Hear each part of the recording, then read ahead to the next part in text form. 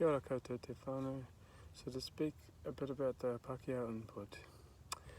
The first recorded contact between Māori and Pakeha was in 1642, when 4 crew members of able Tasman ships were killed by Ngāti Tumatakokiri near Separation Point, which is at the tip of able Tasman National Park. Captain Cook's ship spent more than 200 days in or around Queen Charlotte Sound in the 1770s. Interaction was mainly with Ngāti Goya and Rangitane, although visits from groups from other regions were sometimes recorded. Relations between Cook's crews and Māori from the Marlborough Sounds were generally fine, but there was an unfortunate exchange at Wharehunga Bay, which is about halfway down Queen Charlotte Sound on the south side. In 1773, 10 men who were with Cook's navigator died at the hands of Ngāti Goya and Rangitane, chief, Kahura, and his warriors. In 1820, the Russian explorer Bellingshausen retraced Cook's journeys in Queen Charlotte Sound and Cook Strait. In 1827, the French explorer Dumont d'Urville spent time in Tasman Bay, where he met Māori, probably Ngāti Goya and Ngāti Apa. In the 1820s, also brought an influx of sealers, whalers and associated traders to the Nelson-Marlborough region. The Kawhia Taranaki Alliance that my other group members have spoken of gained recognition as the owners of the lands and seaways. Occupation rights had to be negotiated with them for whaling stations and trading posts in return for goods and weapons. Agricultural and horticultural produce was traded at whaling communities, where many Māori also served as builders and whaleboat crew. In 1839, Colonel William Wakefield had to work with the conquering iwi to establish the New Zealand Company's Wellington and Nelson settlement schemes. So what is the New Zealand Company? It's a private company formed in Britain and supported by the British government, establishing a colonisation scheme for New Zealand in the 1840s. The company wanted to avoid some of the disastrous consequences of European settlement experienced in other countries like North Africa and Australia. So they developed a set of principles to guide the dealings with the resident Māori communities. The company stated that Māori owned the land in New Zealand and it would have to be purchased from them. They also declared that Māori should retain all the land they used for habituation, cultivation, urupa, burials, and mahinga kai resource areas. The company also guaranteed to set aside 1/10 of all the land purchased from Māori for the benefit of the Māori vendors, which is called the Tenth Reserves, and promised that because of the tenths, Māori would grow rich as the settlement developed and prospered, making the tenths the true payment for the land. After 3 very dubious purchases later discredited, the company acquired 1.2 million hectares on both sides of the Cook Strait. Soon after, the Treaty of Waitangi was signed at 3 locations in the Marlborough districts, but the Nelson chiefs were not given any chance to consider the matter.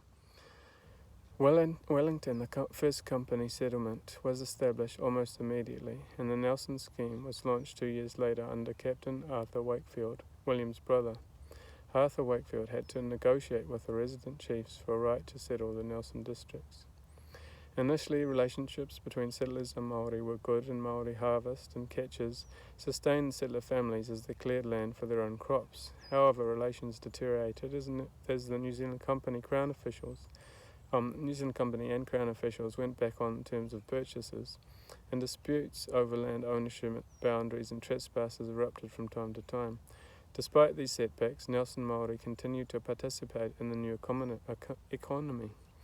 Māori-owned ships worked the New Zealand coast, carrying Māori and European produce within Nelson Marlborough and to the North Island ports. More than 400 hectares under Māori cultivation produced hundreds of tons of potatoes and thousands of bushels of wheat for sale at Nelson markets, the whaling stations, Wellington and further afield. The company's second settlement, Nelson, would consist of the New Zealand Companies would consist of 221,100 acres divided into town sections, accommodation, suburban sections and rural blocks. The Maori vendors were Ngāti Rāroa, Ngāti Koata, Ngāti Tama, and Te Ateawa, and they would be entitled to 1/10 of these, called the Native Tenth Reserves. However, this did not happen. A lesser amount of Nelson and Motueka town sections were given, and no rule tenths were ever allocated, and surveys included Maori pā cultivations, urupa and mahinga kai, and the surveys instead of excluding them. The Vena chiefs were not allowed to occupy or cultivate their tents after the government decided to lease them away to the settlers and use their income supposedly for the benefit of Māori, but no income from the tents was distributed to Māori vendors or their families until 1897, and then only half was distributed until 1956. Although there was still not enough suitable land for the New Zealand Company to be satisfied, and in early 1843 company surveys were sent to the unpurchased Wairau plains. Te Rau, Pāraha and other Ngāti Toa chiefs immediately objected that these lands had not been included in the company's 1839 so-called purchases. After months of fruitless protest and lobbying, in early June 1843, the Ngāti Toa chiefs evicted the surveys and burnt their temporary shelters. No one was harmed physically. Te Rau Pāraha reasoned that these were built from materials growing on his own land. Arthur Wakefield and the police responded by arming some of the settlers and attempting to arrest the chiefs at Wairau. The situation deteriorated into a confrontation, and there is an interesting longer story that I don't really have time to go explain, but they were explaining like there were peaceful exchanges at both sides at first, but it got out of hand, and actually the wife of Rangi Haeata, Te Ronga, was killed by a stray Pakeha bullet. And although the Pakeha wished to surrender, some Utu needed enacting, and some Pakeha were killed with tomahawks to the back of the head. Te Rau Pāraha, however, did not allow their bodies to be mutilated or robbed, and they were later given decent burials. The effect of all this was, however, catastrophic, and relations between Māori and Pakeha were never the same again. Pakeha even attempted to enlist the assistance of the French frigate to go to war against the Māori. However, their efforts were not met with success. Another thing happened in 1853 when Governor George Grey just took 371 hectares of Motueka native tenth reserves lands for the Anglican Church's whakarewa school without offering any compensation. This removed the best of the Nelson Ihu's productive lands, leaving them bereft of income. They were evicted from their homes and cultivations. By the 1970s, Nelson Māori were left with little more than 3,000 of approximately 20,000 acres that were supposed to be guaranteed by the 1840s land purchase agreements. These losses were devastating and contributed to poor health, low educational achievement, and the scattering of Māori population from the area.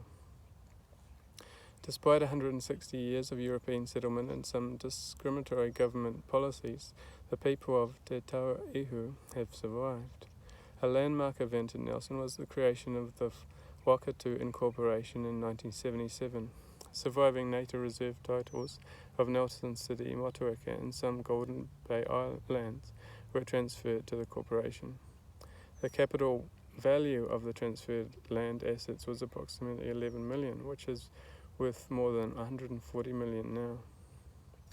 Some treaty settlements, the members of the Ngāti Toa, including those based in Te Tau Ihu, settled their historic treaty claims in 2012. And Ngāti Koata's treaty settlement, valued at 11.8 million, was also signed in 2012. Ngāti Rāroa and Ngāti Tama also had treaty settlements in 2013. So some good has eventually come to the tangata whenua who will hopefully respect and protect the land once more under their care. For e ai ki te whakatauki, toi tu te whenua, whatu ngaro ngaro he tangata. The land remains when the people disappear.